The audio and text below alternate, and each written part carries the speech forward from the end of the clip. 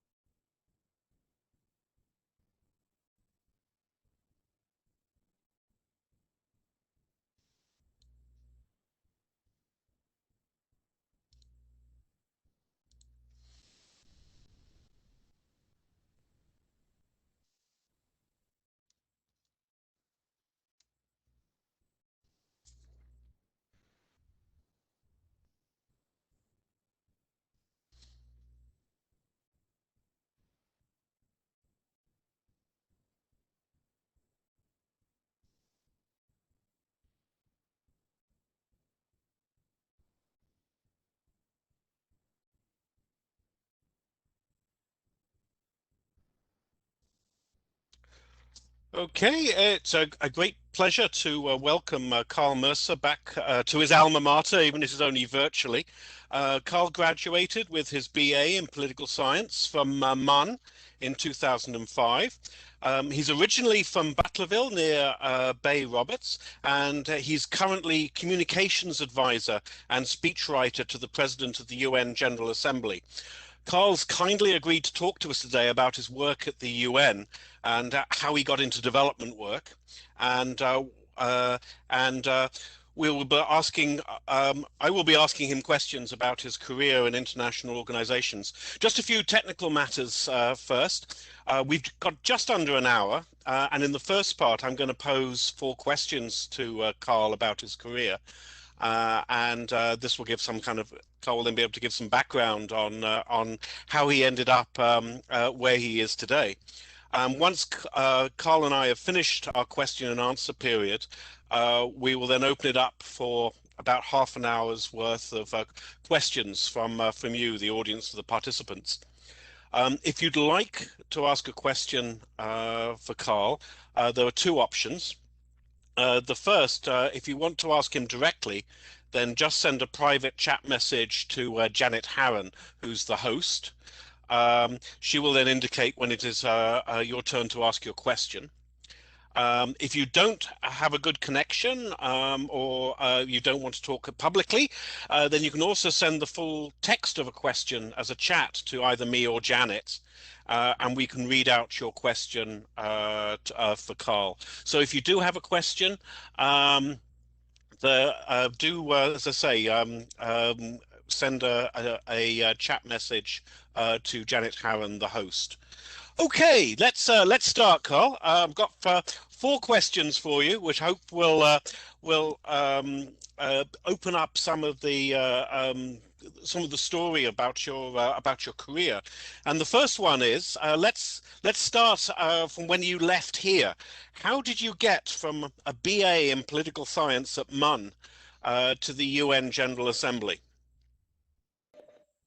Well, thanks, Luke, and it's really great to be here. That question. How do I?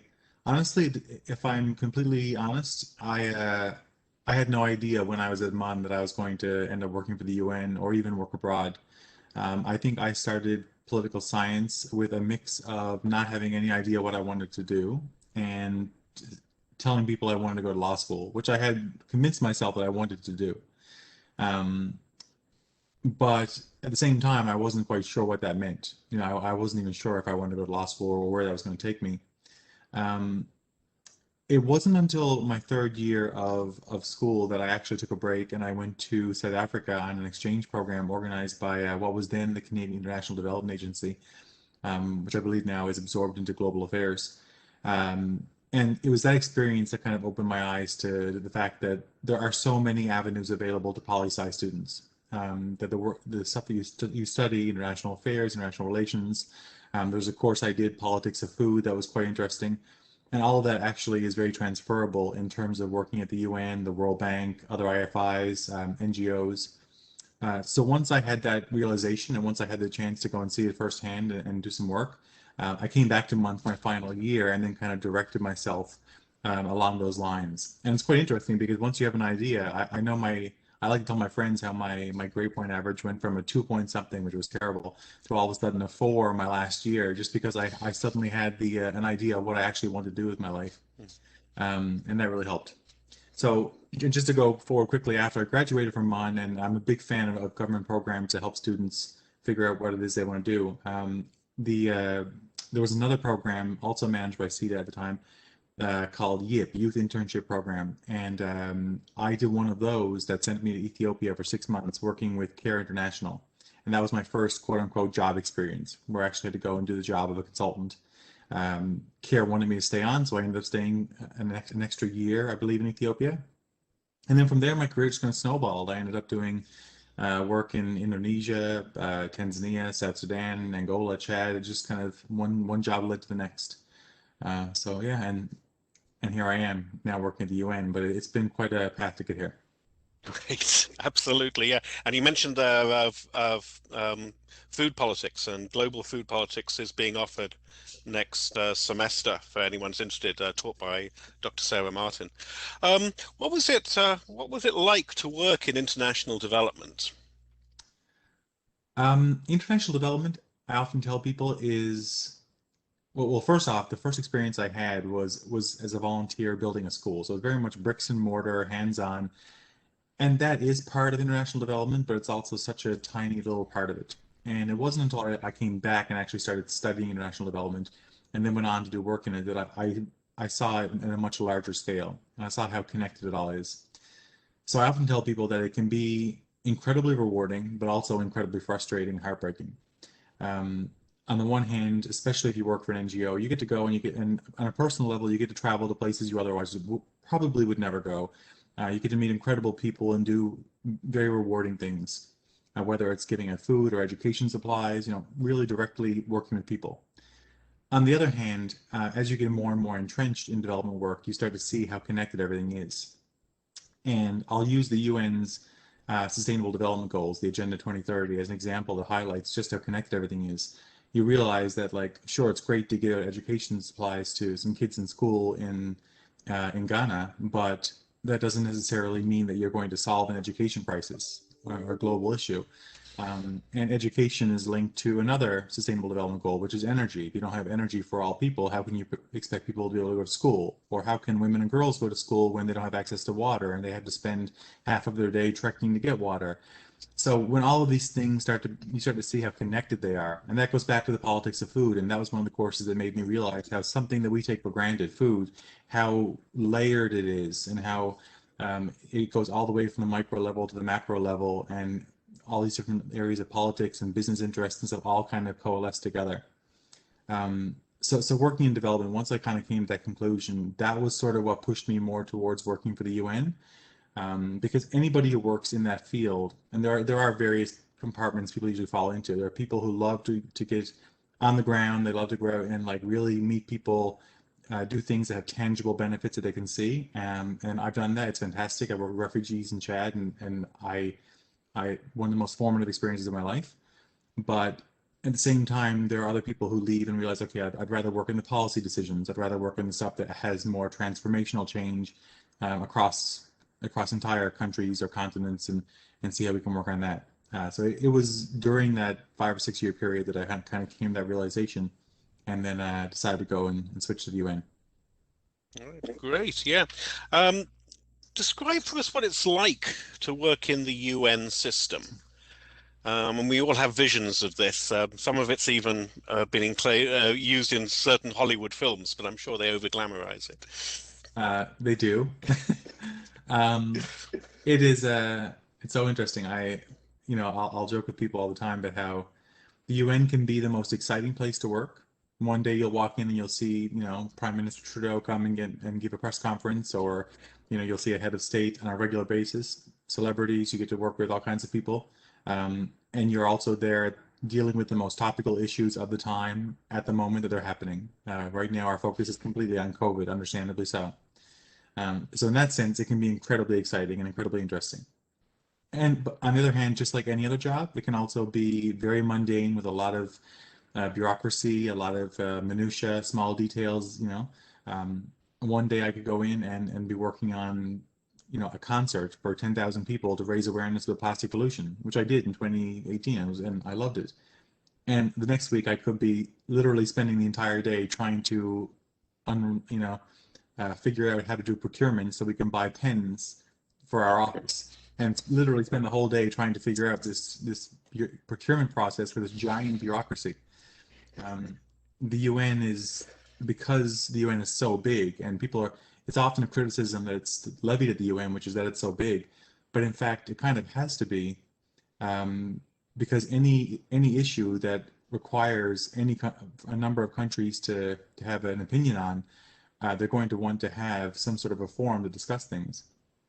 So, as a case in point, we could have an event at the UN. Not only do we have to collect information from the countries and the member states and get their inputs, but you have an entire UN system, the entire family, as they call it, UNDP, OCHA, the World Food Program, the FAO, the UN Agency for Outer Space Affairs. There's an endless sea of UN agencies, funds, and programs that are working on these very critical issues that all have vested opinions on what's happening. And so quite a lot of your work can be spent kind of navigating the various elements of that. But again, as I said, it can also be incredibly exciting and interesting. And I would say that the stuff that I've done around climate change or around the environment, that has actually stood out for me. Yeah. Well, turning to the issue of climate change, you were present at the signing of the Paris Agreement, I understand. And of course, we've got the COP26 process meeting being prepared as we speak for later in the year. What can you tell us about global climate change negotiations?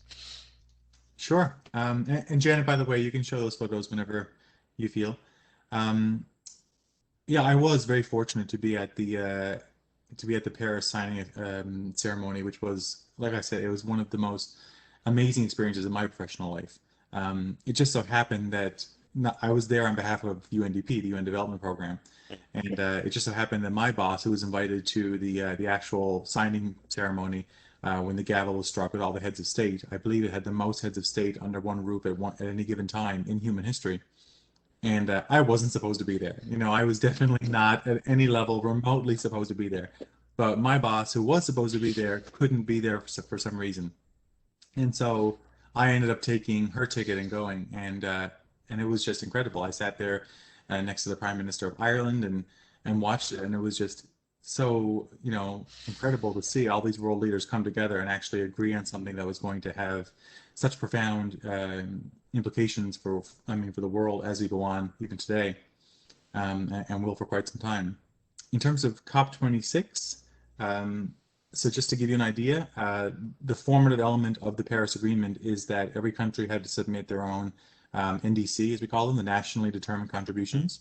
And this was directly intended to deal with one of the biggest complaints about the Kyoto Protocol and about past climate attempts, which was that they sort of said that every country had to come in with this threshold. And what works for one country doesn't necessarily work for another country. And some countries, as we know, are very dependent on natural resources and oil extraction, and etc. And it's going to take others some time to catch up on renewables. So the Paris Agreement gave every country their own chance to come up with their own targets, their own goals, and how they're going to get there. For some, it might mean switching to completely to renewables. For others, it might mean electric cars. For the ones that don't even use that many fossil fuels to begin with, they find other ways of reducing their emissions that they can contribute. Now, Paris never intended to solve the problem there and then that day. It was just to get everybody to agree, get it on paper, sign it, and that every so many years thereafter, they would have what they call the ratcheting mechanism that would allow countries to ratchet up their commitments on these nationally determined contributions. And so that time is now, where countries are supposed to come back. They know there's an emissions gap between what they have to achieve in order to achieve carbon neutrality by 2050 and the path they're currently on. And most countries can know where they stand.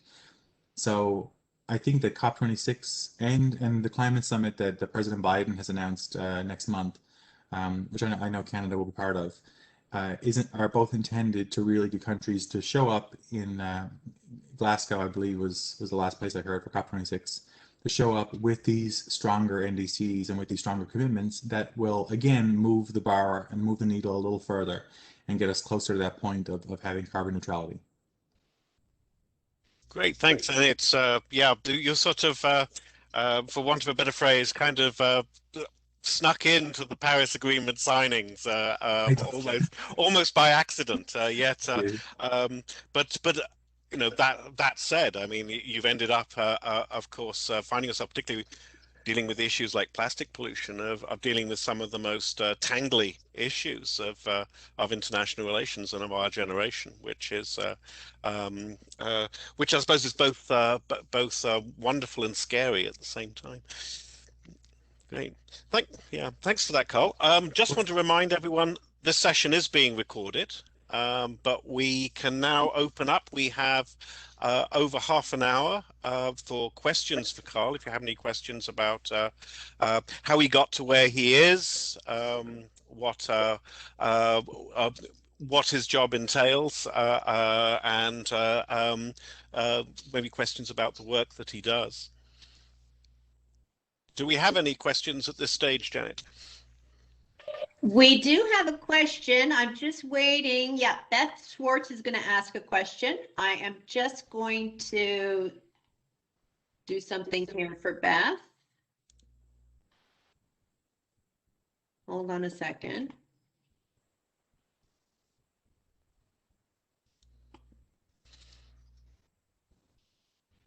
Sorry, I'm just trying to find that.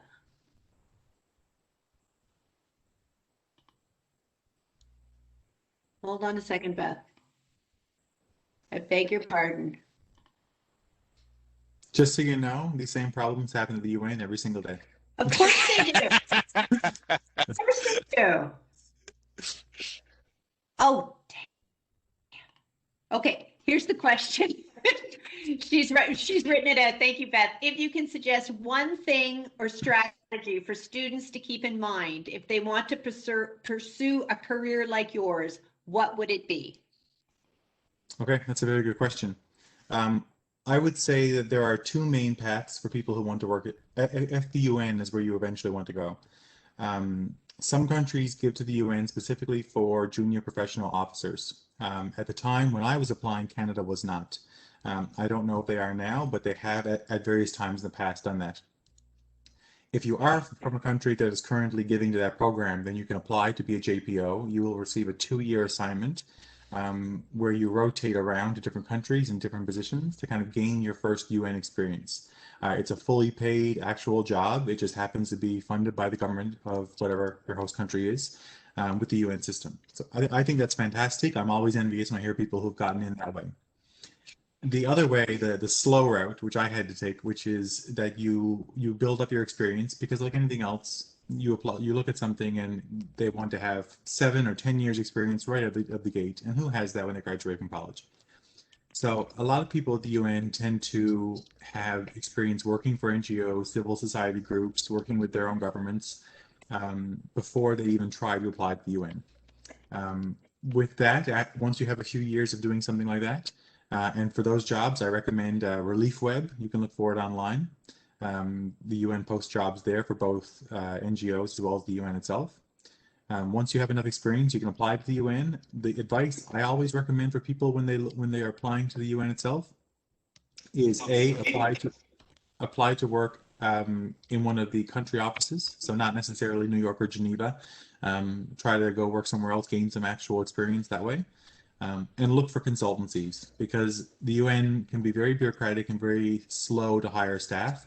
It can take a year or longer, but they are very quick to hire consultants. So if you want to get a quick response and get a job in a few months, a consultancy is a way to do it. And that can often segue then into you getting an actual staff position later down the road. Okay, we are going to have Jessica Richards join us. Just give me 1 second to figure out how to do this. This is fun. Jessica.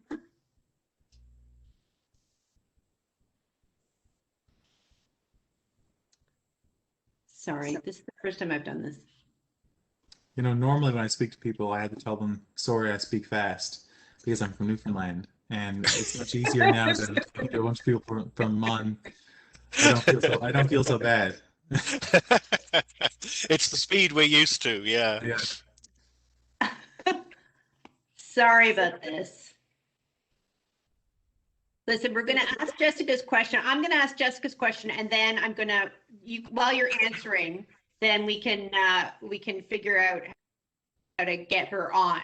So Jessica's question is that she's from the Bay Roberts area as well.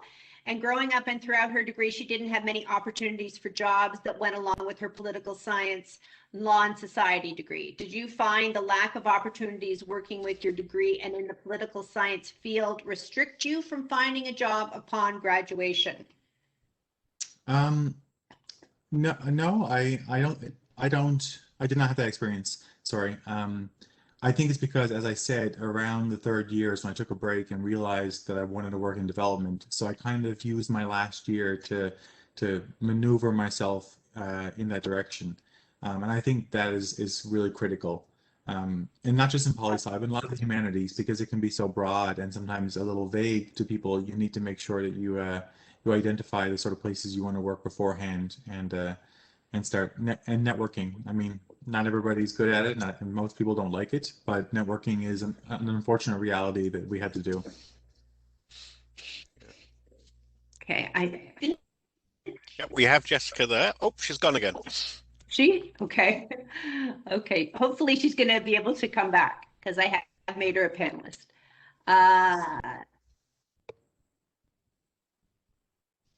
Now, Sarah, we're going to make Sarah Worthman a panelist now, I think. Yep. Great. You can unmute yourself now, Sarah. Hi. Oh, let's see if this is working. There Yeah, you that's are. perfect. Yes. Hey, oh, you can see me. Cool. So I was just wondering, I'd really like to, go into this field. Did you do a master's program or anything like that, or did you just go right into working in Ethiopia? Sorry, there's an ambulance out front, but yeah. Sure. Yes, I should have mentioned that earlier, actually. So I went to Ethiopia right after graduating my BA. So I did not need to have a master's for that. And I worked for several years with NGOs without having a master's. However, to work for the UN, you generally do need to have a master's degree, just because of the high demand, the number of people applying. So I did go and do a master's in 2008 at Utrecht University in the Netherlands. I'd come across that as well. This is in a past life when I was looking at the University of Limerick. As I can remember this, we had one or two students. We used to do a regular trip to Geneva or Vienna, and that's something I remember very strongly, was that they were always saying that they wanted master students. I suspect, Carl, not because you need a master's to do the job, but it cut down on the number of applications, which was quite important for the UN system. Absolutely. Yeah. Thanks, Sarah. Yeah. Do you have a follow-up on that, Sarah? Or? Yeah, I just have one. So I've seen a lot of publications about the UN internship program. And I was wondering if you would recommend like that route to get into it, or again, would it probably be better to work with NGOs and do a master's more so? The UN internship program is excellent, and especially now. I think that last year they changed the rules so that at least some of the agencies have. I don't know if it's across the entire system, but some of the internships are now paid. So if you want to work in New York and you want to, get your foot in the door, it's a great way of doing so. I would look on the individual websites like UNDP, UNICEF, etc., and they usually will tell you if the internship is paid. And that is a great way. I do know of interns who have gone on to become consultants and gone on to become staff that route. But you probably will still need to do a master's at some point, but you can always do that while you're working on something else. Great. And we've got Jessica there, if you want to follow up too. You're on mute at the moment. If you want to unmute yourself, if you have a follow-up question. Yeah, thanks so much. Yeah, that helps a lot. The only job opportunities I've had throughout my degree were working at a museum in Cupid. So applying to a lot of my master's programs and to law school this year, they would always kind of follow back up with, have you had any experience using your degree at all throughout? And I found that kind of set me back from getting into a few schools that I've applied to throughout the US and in out west in Canada as well, because they wanted experience from my degree. And so I was just concerned that it would set me back from, finding jobs once I graduate after the semester and go into further education. Okay. Just so if I understand the question correctly, if having job experience from the degree, I know when I was a student, and I was aware of that as well, of making sure I had some experience before I graduated. There was a credit, and Luke can correct me if it's changed, but at the time there was a credit if you did an internship during your last year. And I did an internship with the Newfoundland Human Rights Council, or I think it disbanded and reformed as something else in the year since, but there used to be something called something like that, and I did an internship with them for a semester and was able to use that as experience with my poli-sci degree, that then helped me to get my first job. Yeah, and we do have there's the internship, the BA Political Science internship option as well, which is something new since your time, Carl. So that is a possibility, and that course still exists as well. So that's something to think about. Yeah. Yeah. Do we have? We've been joined by Lynn. Do you have a question, Lynn? Hi, everybody. Just wanted to drop in and say hello. I run the alumni office, so Carl and I actually met at a networking event in New York City, and he stayed in touch ever since. And I wanted to touch on Carl's point about networking and a couple of other quick things. For those of you who are not members of Global NL, I highly recommend you join the group. It's a networking site for Newfoundlanders or those with an affinity to Newfoundland and Labrador. And you will find people according to industry or geography all over the world. So there's all kinds of people there to connect with. And the purpose of that site is to allow our students and our alumni to connect together. So I highly recommend that. I also want to remind students that you have an incredible opportunity to reach out to whoever you want as a student. The second you graduate, it's not so easy to open a door. But a lot of alumni, if you call them up and say, I'm a student and I want to talk to you about your career or your job, they will do it. 10,000 Coffees is another system that we have for networking. So take advantage of those while you can, folks. But I do have a question for Carl, because everybody talks about the wonderful, awesome stuff and how fun it is and exciting. But I am pretty sure, Carl, at some point you stood there and went, oh my God, what am I doing? I'm completely unprepared for this. I didn't expect I'd need this, that, or the other thing. So I was wondering if you could share a really big challenge that you had when you found yourself in one of those situations and how you managed it, or if there's something in there that you regret that you wish you had done it as a student that would help prepare you for where you are now. I'd love to hear it. Okay, Lynn, great questions. And I will second what you say about networking. You really have to put yourself out there, and don't be afraid to call people for coffee. Even now, I will message people higher up and say, let's go for coffee. I want to talk about your department. It's something you kind of have to do your whole career. To answer your questions, I I would say the first one about the most challenging, I would say it's interesting because the most challenging was also the one that stands out as my career like high point. The first president that I worked for, because I work for two now, and the first one decided that she was going to make plastic pollution her priority, and of that year, and she tasked me with organizing this large advocacy campaign because I do a lot of media and communications work, and she wanted to have a large advocacy campaign involving countries and UN agencies and culminating in this big concert in Antigua. Now, I have absolutely zero background in organizing a concert or dealing with musicians, artists, and like people of all, but I have no background in that whatsoever. You need an event manager, but I had to do it. And there was a moment when we were like there and the stage was constructed and there was 10,000 people watching and the celebrities were on the stage. And all of a sudden I was just like, there was a problem, a glitch. Something was happening and I was like, I have no expletive clue what to do in this situation. And I'm like, what am I supposed to say? Like, political science doesn't prepare you for that, but no degree prepares you for that. Like, that's something you have to learn through doing. So, anyways, long story short, I somehow managed to pull it off. And to anybody on the outside, I think that's a valuable life lesson, is that oftentimes on the outside, everything looks so smooth and lovely and everything's going perfectly. Behind the scenes, there might be a complete mess. And people are frantic and getting upset and calling each other and texting. And as long as on the outside there's the veneer that everything is going well, then you've pulled it off, so you're good, And I think we managed to pull off a really, really good event, and I'm so proud of that. But the stress I had that day was palpable.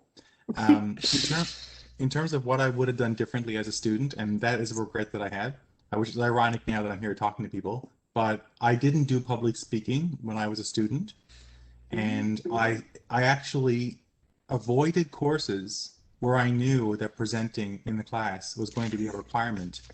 I would choose not to do them. And that wasn't a good choice because life doesn't give you that option. I had jobs after that where it was just like, you got to get and present. I've spoken to the media now and I do that regularly. And it doesn't bother me anymore. But there were so many years where I was like, oh my God, this is killing me. Like, I'm terrified. I go into it like so nervous. And I know that if I had just bit the bullet back when I was 20 years old and actually done it, I would have built up that kind of the nerve for it. So I definitely recommend, like, if you're scared of it, just do it and get it over with, because life is going to make you do it. Interesting. And now it's probably one of the more favorite parts of your job. Yeah, now I actually like it a little bit. So it's just, yeah. Imagine that, right? Just goes to show.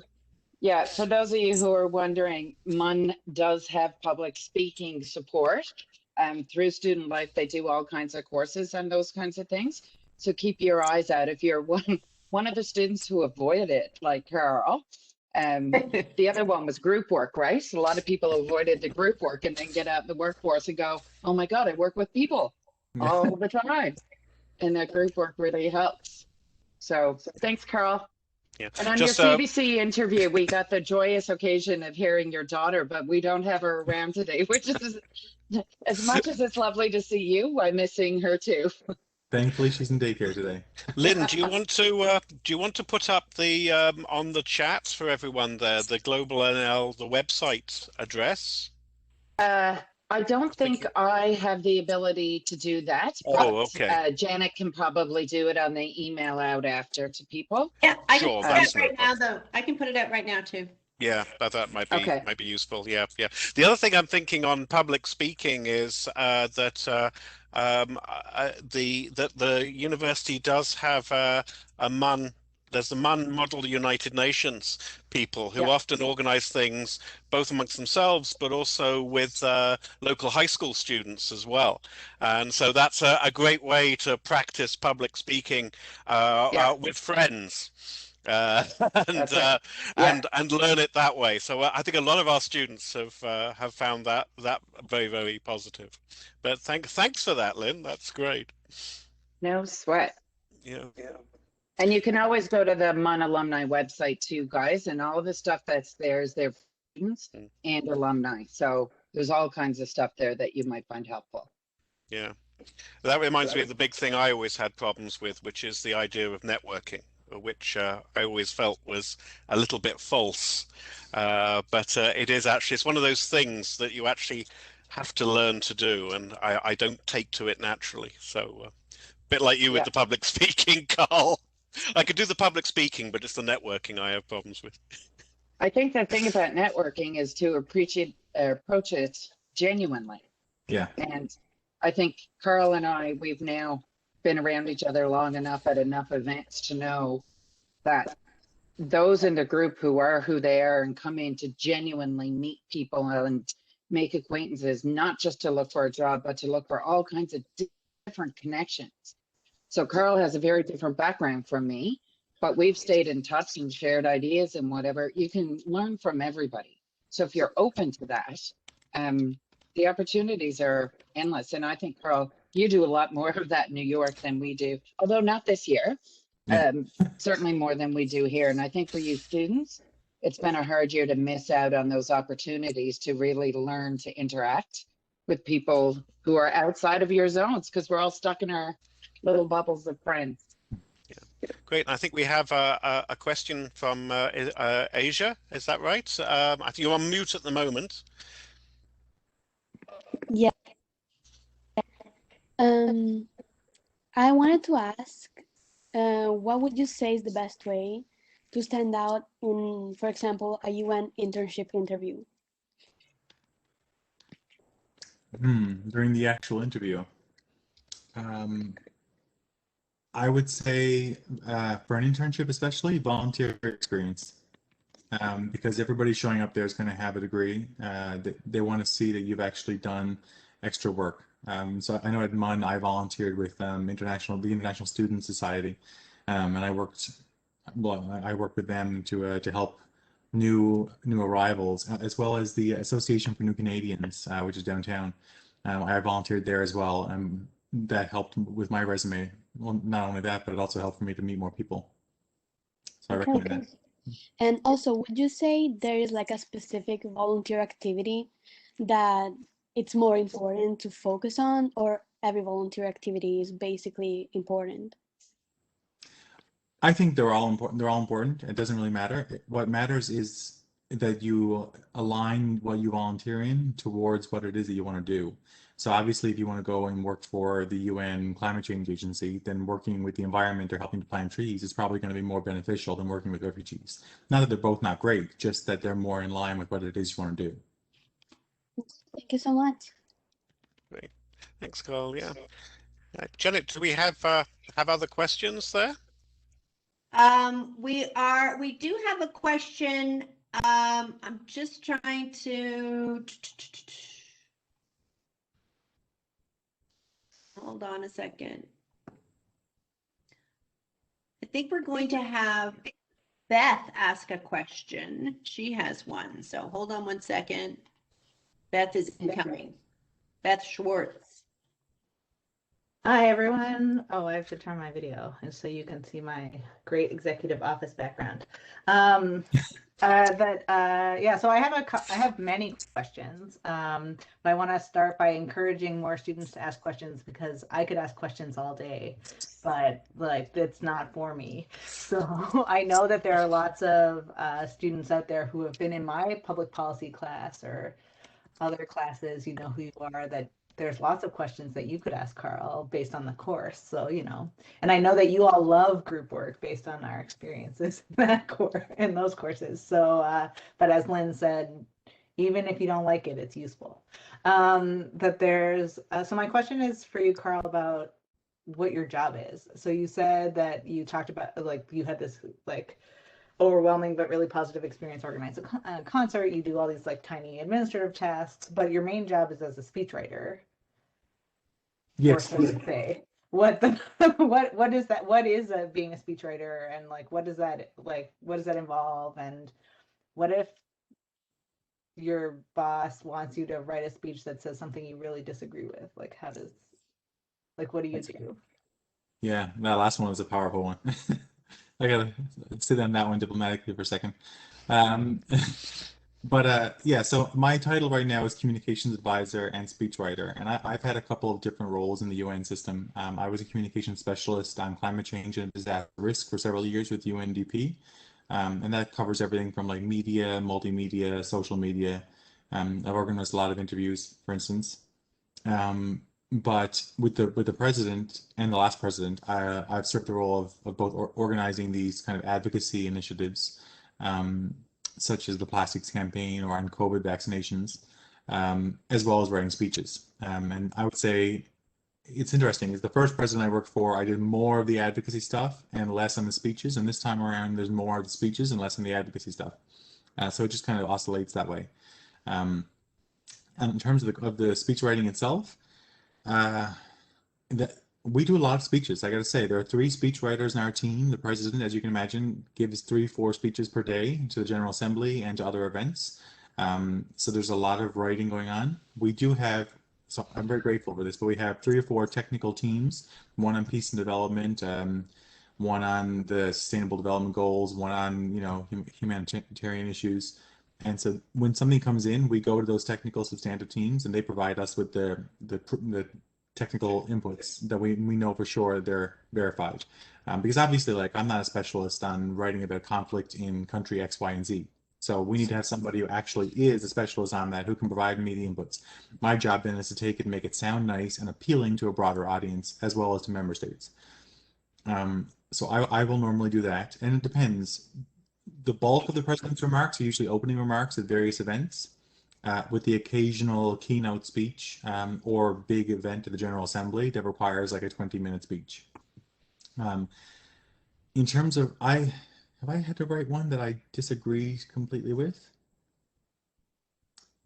I can't think of one offhand, but I'm sure there have definitely been times when I have written speeches that it's more common that I will write something that, and this is something we have an issue with regularly actually, that the technical team will say, no, you have to put this and this in there. And for me, it's like, well, actually, that doesn't sound like it goes well for this audience, or it's way too technical. You're throwing way too many facts at people. It's just they're not going to absorb that. And I have to push back on that. Those are the ones I normally win. If it's a political one, like a political issue where it's about my opinion on a certain topic, in that instance, it's not my job to weigh in because the speech is being delivered by the president. So it is from his point of view.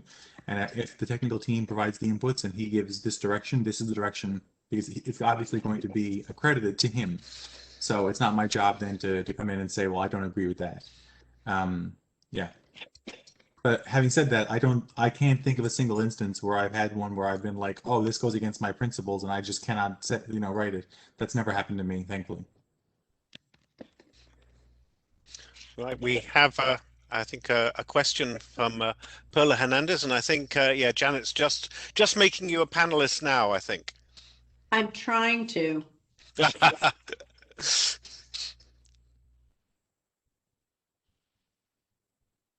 We've got another question from Asia. Oh, yes, Asia, do you want to, while we're getting that up, do you want to ask your question, Asia? You're on mute at the moment.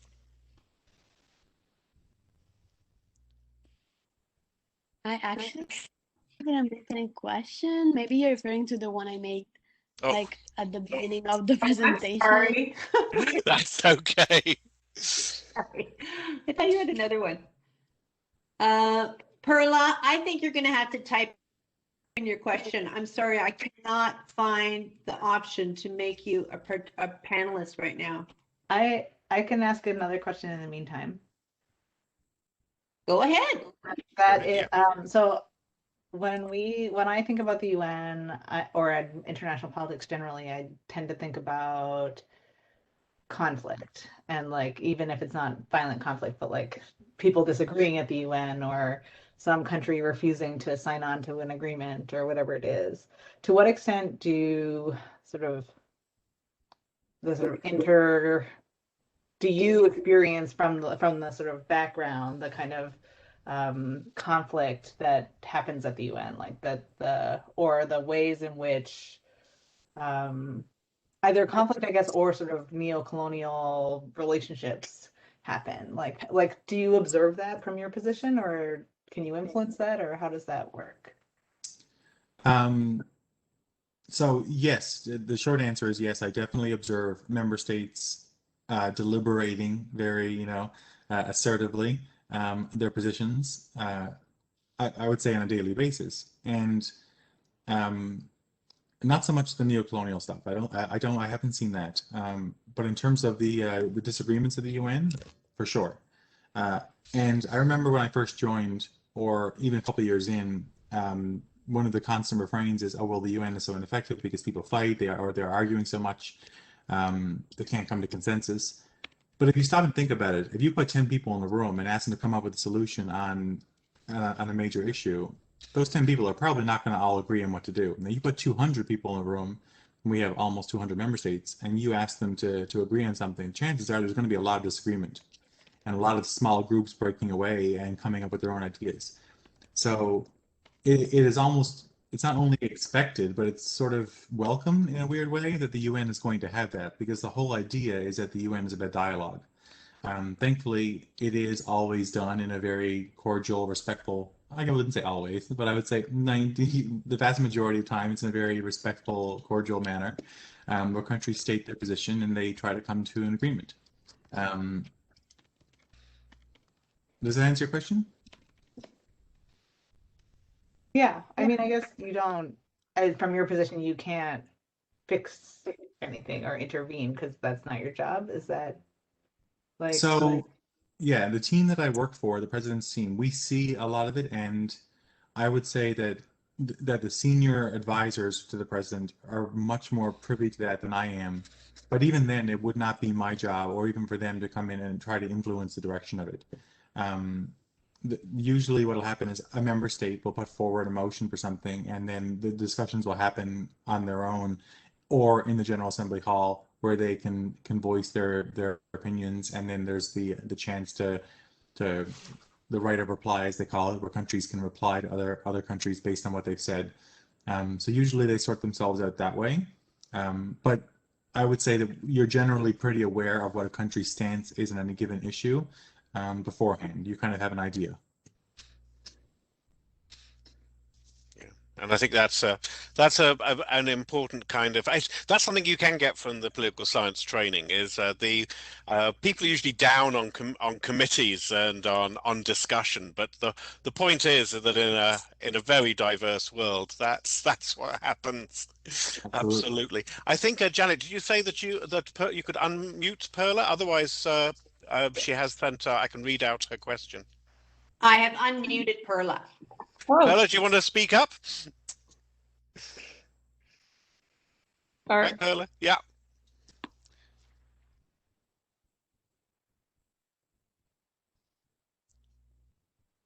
you want to ask a question there, Perla? Can you hear us okay? Okay, I hear you guys. Can you hear Great. me? Okay. Yes, perfectly. I was on mute, the phrase of the year. So I just wanted to say thank you so much for talking to us today. It's very interesting to hear your experiences and insights. I also appreciated your experience drafting remarks. I currently work for Ambassador Fuller, Canada's ambassador on climate change. And I totally appreciate when it comes to drafting remarks and having to go back and forth with technical teams and how everything changes. So I think it was very interesting you said that. I do have a question. So do you recommend, or for people that work in government, do you think there's opportunities for joining with the UN? I know, for example, at Environment Climate Change, our deputy minister, like she worked for the World Bank before joining as deputy minister at Environment and Climate Change. So I'm just wondering, because I know, for example, government and the UN, we work in different kind of like processes. I feel government can be a bit more bureaucratic, whereas UN and other NGOs are more, have a different approach. So I'm just wondering if you recommend that shift, because I think I read in your resume that before joining the UN, you also worked for government, right? For Canada's Development Agency, I think, or? No, I did an internship funded by CETA, but I did not work for them. Oh, okay. Yeah, so I guess, yes, I guess that's one of the questions I had. I have heard from friends that have worked at the UN that really love working there, which I think is amazing. I think many people would like to do that, but they say sometimes it can be challenging, like getting contracts. So I guess I would also like to know what do you recommend for expanding a career there, securing jobs, and yeah. Okay, yeah, so a few questions in there. First off, the UN is as bureaucratic as the government, if not more. The UN is just massive, and the bureaucracy can be mind-blowing.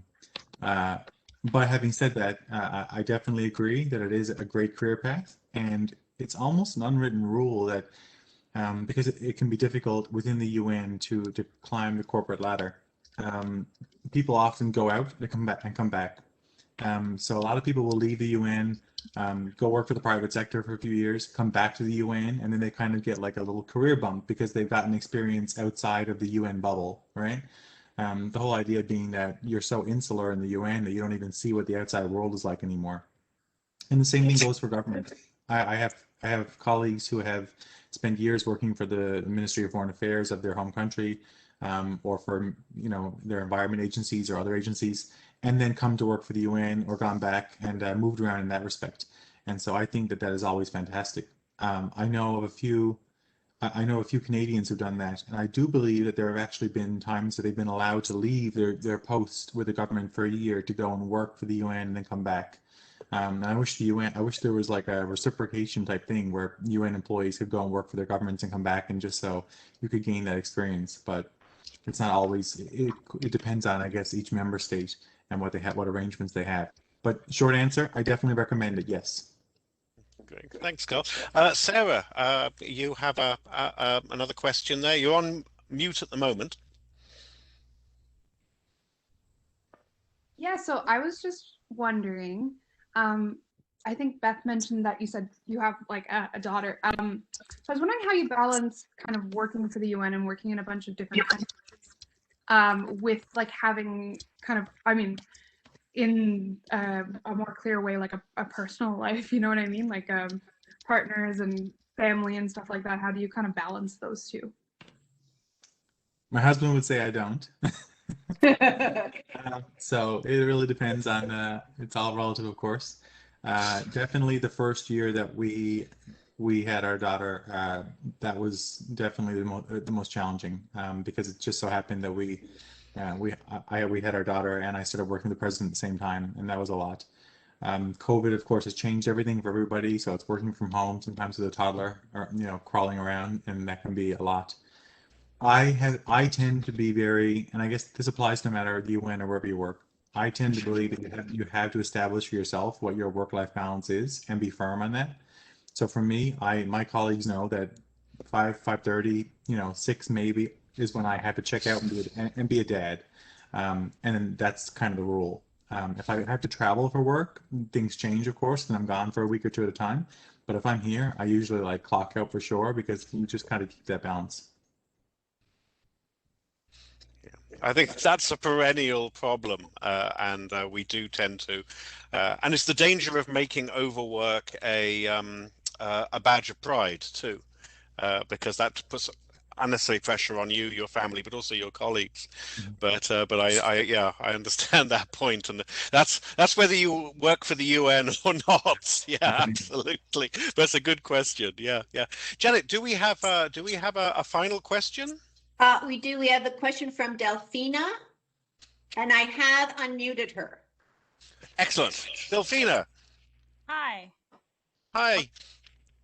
So I was just wondering if there was any additional recommendations for networking in light of the pandemic. I know I just went into Global NL and it looks like it's a great platform, but I'm just wondering if there's any extra pointers on kind of how to navigate networking virtually. Sure. It's funny. I actually did a talk on this at Columbia University a few weeks ago, specifically for students who are trying to network and couldn't because of the pandemic. And the whole topic was on using social media, and specifically Twitter as a networking tool. And I do recommend that, actually. I think that you need to see Twitter, at least I do, as a professional outlet, and curate who you follow and who you share, what you share, retweet, etc., that aligns with your career and ambitions. And don't be shy to reach out to people on Twitter in direct messages and say, like, I'd like to talk to you more about what you do. It's so easy to engage in conversations there. It's easy to like leave comments on other people's tweets. I think that even more so than LinkedIn, I think it's an easier avenue to actually reach people. So I recommend that. I did say that was the final question, but we got our final, and I think a good one to end on, because it's a little bit provocative, but I think it's always good. And this is from Heidi Janes, and Heidi was remembering back to doing the international politics course in the MA, and one of the issues we discussed in that course was is it possible to get all world powers to cooperate? And if so, what is the best forum to do so? And Heidi asks the question for you, Karl, is the UN, do you think, the best platform for global cooperation? The short answer, I think, is yes. We have to remember historically the UN came out of the ashes of the Second World War, and it has been around for 75 years. Is it perfect? No, not by any means. But its intentions are good, and the systems are there for countries to collaborate and cooperate. It definitely needs reform, and there has been efforts by this Secretary General and the last one to reform a lot of the system. The UN development system, for instance, has recently undergone a massive change. So I definitely think the UN, because it's also emblematic of multilateralism. No other institution stands out as representing the international world order as much as the UN does. And for that reason, you kind of have to keep it going and keep it strengthened as much as possible. In terms of pointing to countries working together, will they always work together? No. Will they always work together on even the most serious issues? No, sadly. But do they often work together when they really need to? Yes.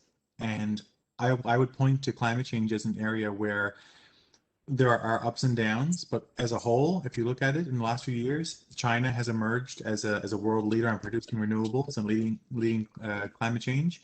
The US is definitely stepping up to the plate once again to lead in that charge. And you're seeing more and more countries kind of line up around that. There isn't as much disagreement as there would be around some of the other issues. The same thing can be said for COVID. Just a few days ago, 181 member states put forward a joint declaration to the President of the General Assembly at a special meeting, basically calling for fair and equitable access to vaccines globally. So the fact that 181 member states, including some of the most powerful countries, agreed to this and the principles therein demonstrates how powerful the UN can be when countries come together.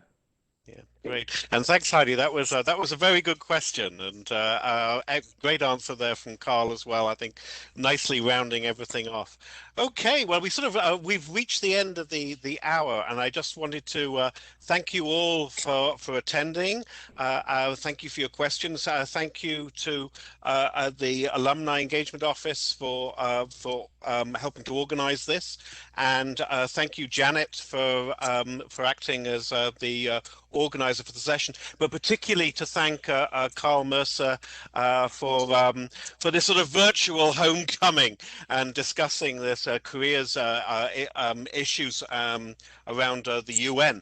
And just on the screen there, for any of you who are interested, these are in 2021-22 for current students. There are several grad courses and undergraduate courses that we're offering that are related to Karl's work, including the global food politics, which Karl mentioned, which is being offered in the winter of 2022, and also the international politics 6200 that Heidi mentioned in the last question there.